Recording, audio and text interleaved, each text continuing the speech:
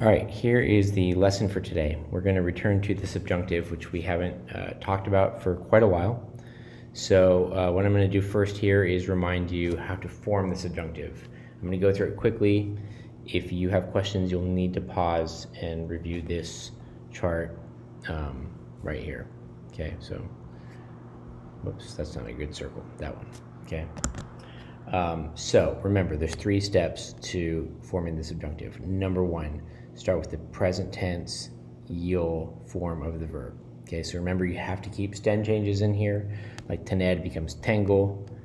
You have to keep stem changes like entender becomes entiendo. All right, so that's step 1. Step 2 is drop off the o. Present tense yo verbs end in o. We drop that o off. And step 3 is to add the opposite vowel. So if it's an AR verb like this one, we're going to switch the A to E. If it's an ER-IR verb like these two, we switch those to an A. Okay? And then we add the regular endings that we would expect. So hablar becomes yo hable, tú hables, él hable, nosotros hablemos, ellos habléis, vosotros, ellos, ellas, ustedes hablen. Okay, tener, we're switching to A here because tengo. So tenga, tengas, tenga, tengamos, tengáis, tengan. Okay, so that's how we do it. I'm not going to spend any more time on it. If you don't feel comfortable doing that, pause the video and spend some time practicing with some verbs. All right, here's a review. When do we use the subjunctive? So this lesson is just going to talk about a couple of different terminology, but the same concept that what we've learned before. Okay, so the new things that it's going to talk about is clauses. Okay, we have our first clause, our main clause here. Okay, and then on the right side, starting with the que, usually, although not always, because if we have ojalá, we don't always need que. We have our secondary clause over here on the right, the subordinate clause. And the verb in the main clause, like this one, espera, is going to be indicative. This is a statement of fact. Patricia espera. It's just a statement of fact. Okay? Here, our verb on the right side is going to be in subjunctive. Okay? Because it's unsure. Patricia espera, pero no sabe si Mario irá al colegio. Okay? So she hopes that, but she's not sure. Importantly, remember this part here. In the subordinate noun clause, if the subject in the subordinate clause is different than the subject in the main clause. Okay? So here, the subject is Patricia. Over here, it is Mario. Okay? So we have subject change, and then we have these 4 scenarios that will trigger the subjunctive. If the verb in the main clause talks about hopes, wishes, or recommendations, so ella espera, ella quiere que, ella sugiere que, all of these things will trigger subjunctive. Ella sugiere que Mario vaya al colegio. Okay, she's not sure, but she is hoping, wishing, or recommending that he does. The second scenario where we will use the subjunctive is where we have doubt or denial involved. So, los padres, here's our subject, los padres niegan que, deny, los padres niegan que sus hijos, cambio de sujeto, okay? Sujeto 1, los padres, sujeto 2, los hijos. Los padres niegan que sus hijos sean, subjunctive verb here, right? Sean, because los hijos, so ellos, ellas, ustedes. Malcriados, this means ill-mannered. So they are doubting or denying it. If we're saying that the parents do believe that the kids are ill-mannered, this is no longer subjunctive because it's not uncertain. It's just a statement of fact. They do believe that their kids are ill-mannered. So it's doubting or denying. Los padres no creen, they don't believe. Los padres no creen que sus hijos sean malcriados.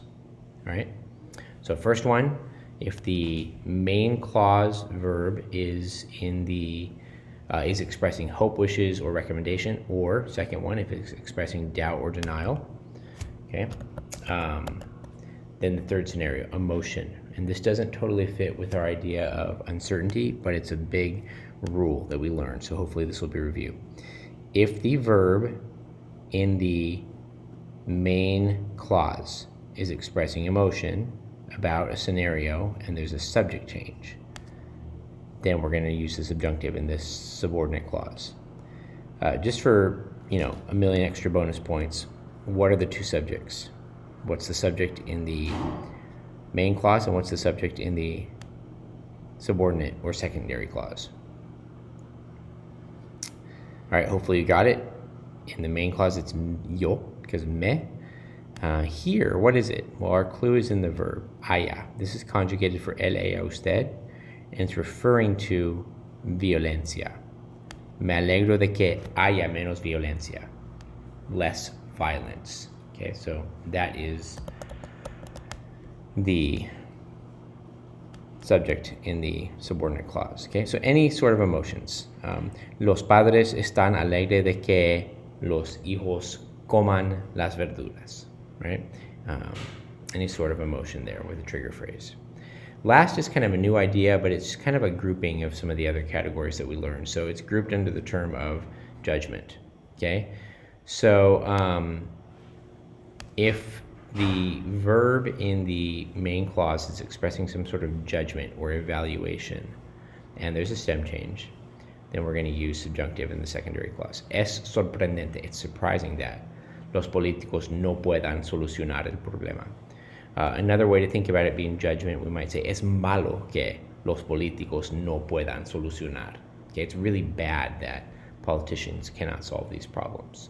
Okay, so again, if the main clause has a verb that expresses hope, wishes, or recommendations, doubts or denial, emotion or judgment, and then there's a stem change, the verb in the secondary clause, the subordinate clause, will be subjunctive. Okay, that's review from last year. Here's a quick chart to help you remember which phrases and verbs match hopes, wishes, and recommendations, which talk about doubt and denial, which talk about emotion, and which ones talk about judgment. So I've written this in pencil in my textbook. You need to know these for this unit. You need to know every single one of these. Most of these we learned last year, but it's been a while. I will say it again. You need to know these verbs. I'll put a box around them for you to let you know how serious I am. Okay, these verbs right here, you have to know them. There's no way around that this unit, all right? So spend some time studying them if you need to. All right, moving on. So we're going to introduce our new idea with the subjunctive. So far that's all been review from what you've learned. So here is the idea. So far, when we've talked about the subordinate clause, which is the clause on the right, it has been a noun-verb clause. So, los padres quieren que los hijos coman las verduras. We have on the right side, los padres quieren que los hijos, subject, coman, verb, verduras, object. But sometimes we have a different thing going on in the subordinate clause, okay? So here, a subordinate clause might not have that noun verb. It might be an adjective, okay? So what do we mean by that? I'm going to start here in English. Mario has a fiance who loves him very much.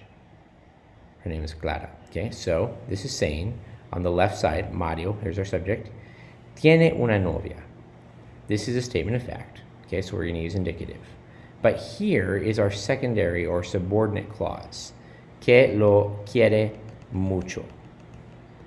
Que lo quiere mucho is a description of the kind of fiance or girlfriend that Mario has. What kind of girlfriend is she? She's a girlfriend who loves him very much, okay? So this is an example of how the subordinate clause can describe the noun in the first clause. Mario tiene una novia que lo quiere very mucho. Now here, the book has this in blue because this is a statement of fact and it's true. This is an accurate statement about the fiance. So we're not going to use subjunctive. But sometimes we will use the subjunctive in the subordinate adjective clause, the description of the first clause, if the secondary, the subordinate adjective clause, describes two things. Okay, here are the two things. If they describe something or someone unknown or that does not yet exist. So, in this first one, we said Mario tiene una novia que lo quiere mucho. That's true. That is an accurate statement of the fiancé. But notice the difference in this second sentence. María busca un novio que sea muy bien educado. This means has good manners. Okay, that doesn't necessarily mean well educated. María busca. So what's the difference here? Here Mario tiene. Here María busca. She's looking for. Okay, she's looking for a boyfriend. We're not sure if this boyfriend exists. She's not sure, rather, if this boyfriend exists or if he's out there. She's looking for him. So this has the idea of something that is unknown or does not yet exist. Because we're describing something unknown, and that should clue us in right away to subjunctive, we use the subjunctive tense here in the secondary phrase. So María busca un novio que sea muy bien educado. Okay? We might say, la escuela busca un maestro que tenga un doctorado. The school is looking for a teacher that has a doctorate. Okay, so the school's not sure if he's out there or it's just unknown. So tenga. La escuela busca un maestro que tenga. Okay? If we wanted to say this in indicative, we could say, el maestro nuevo es una persona que tiene un doctorado. That's indicative. We're not going to use subjunctive there. But in the first example that I gave you, la escuela busca un maestro que tenga un doctorado. The school's not sure. Okay? So the element of not being known or not existing yet makes us use the subjunctive. So that's the first one. The second subordinate clause describes the first clause, but we're talking about something unknown or that doesn't exist or possibly doesn't exist. Second one, very related. Use the subjunctive in the subordinate adjective clause if the subordinate adjective clause describes, here we go, number 2, something or someone whose existence is denied or questioned. Okay, we're not sure about the existence of this person. Okay, so here's the example. No conozco, by the way, we have a subject change. Yo no conozco. And the second one, pareja. No conozco a ninguna pareja que no tenga problemas de vez en cuando. Okay, we are questioning or denying the existence. In this case, denying the couple that doesn't have a problem. The person is saying, I don't know of any couple who doesn't have problems. Yo no conozco a ninguna pareja que no tenga problemas. Look how in both of these examples, we're looking for something or we're not sure about something. Okay, so even our verbs here will tip us off. Here's an example for something or someone whose existence is questioned. Okay, here it's denied. I don't know of anybody. Here it's questioned. ¿Hay algo que sea más grave que el embarazo de las adolescentes? Is there anything as serious or more serious than teen pregnancy? Okay, so hay algo, that's the subject in the first one, que sea más grave que el embarazo de los adolescentes. So here the existence is being questioned or denied. Okay, so that's a quick rundown. Then to sum up, we're adding the concept of a secondary clause that's not just a noun verb, but rather it's a description of the first half. And then if that description is describing something unknown or that does not exist yet, or it's something or someone whose existence is being denied or questioned, then the subordinate clause, we use subjunctive for the verb. Okay, that's it. I want to give you some practice and give you a chance to kind of work on this on your own a little bit. So this is activity 11 in your books. And I'll do the first one with you. So here are the directions. Ana no sabe mucho de los Estados Unidos. Okay, time out. Quizás Ana es un estudiante nuevo visitando a los Estados Unidos o simplemente no conoce a los Estados Unidos. Okay, so here we go. No sabe mucho de los Estados Unidos. Usa expresiones del recuadro. Esto es un recuerdo. Okay, in case you're wondering, un recuerdo. Para reaccionar, to tell what she says. Okay, so let's do number one. She is going to say something about how there are no problems of juvenile delinquency. So, quizás ella dice, no es posible que en los Estados Unidos haya problemas de delincuencia juvenil. She's saying it's not possible that there are problems of juvenile delinquency in America. So she is denying the existence, okay, of these problems. So continue that way with 2 through 7, writing out things that she would say. Use this part on the left, and then use these parts here on the right. If you have questions, I'll be available via email until 11:30 on Thursday morning. All right.